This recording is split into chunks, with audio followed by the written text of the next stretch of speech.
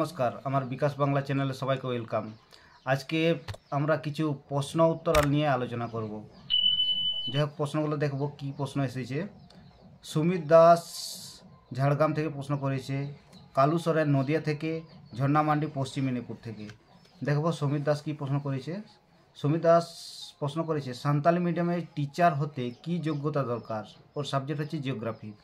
আচ্ছা, সাঁওতালি মিডিয়াম হোক অথবা বাংলা মিডিয়াম হোক, আমরা কম বেশি সবাই জানি এসএসসিতে বসতে গেলে 9-10 কিংবা 11-12-এ বিএড মাস্ট। তার পাশাপাশি তাকে যে সাবজেক্ট নিয়ে সে বসবে সেই সাবজেক্টে তাকে 45% নাম্বার থাকতে হবে যদি কাস্ট সার্টিফিকেট থাকে, আর যদি না থাকে তাহলে 50% নাম্বার দরকার।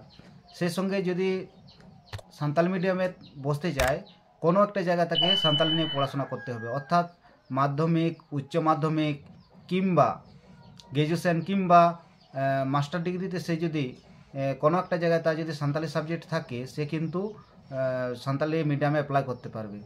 সে জিওগ্রাফিতে অ্যাপ্লাই করবে কিন্তু সাঁওতালি মিডিয়ামে অ্যাপ্লাই করবে। তারপরের কোশ্চেন দেখব, কালু সরেন নদিয়া থেকে করেছে, আমি গ্র্যাজুয়েশনে পাসে কমপ্লিট করেছি, সাবজেক্ট ছিল সাঁওতালি এডুকেশন অ্যানথ্রোপোলজি। পরে নেতাজি সুভাষ ওপেন ইউনিভার্সিটি থেকে এডুকেশনে এমএ কমপ্লিট করি, আমি কি সাঁওতালি মিডিয়ামে এডুকেশনে বসতে পারবো? অবশ্যই তুমি সাঁওতালি মিডিয়ামে এডুকেশনে বসতে পারবে, যেহেতু তোমার এখানে সাঁওতালি সাবজেক্ট নিয়ে তুমি পাশে ছিল, তোমার সাঁওতালি সাবজেক্ট, তার জন্য তুমি সাঁওতালি মিডিয়ামে অ্যাপ্লাই করতে পারবে এডুকেশন সাবজেক্টে।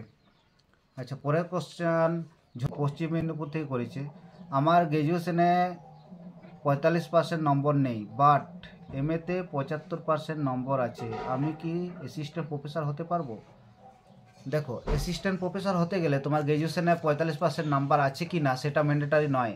তোমাকে অ্যাসিস্ট্যান্ট প্রফেসর হতে গেলে তোমার এমএতে পোস্ট গ্র্যাজুয়েশনে তোমার 55% নাম্বার আছে কি না সেটা দেখা হয়। তোমার যদি কাস্ট সার্টিফিকেট থেকে থাকে সেখানে তোমার 50% নাম্বার থাকলেও হবে। তার পাশাপাশি তোমাকে নেট অথবা সেট তোমাকে ক্লিয়ার করতে হবে। তুমি যদি আমাদের ওয়েস্ট বেঙ্গলের জন্য অ্যাপ্লাই করো, তখন তোমার ডাব্লিউবি সেট থাকলেও হবে।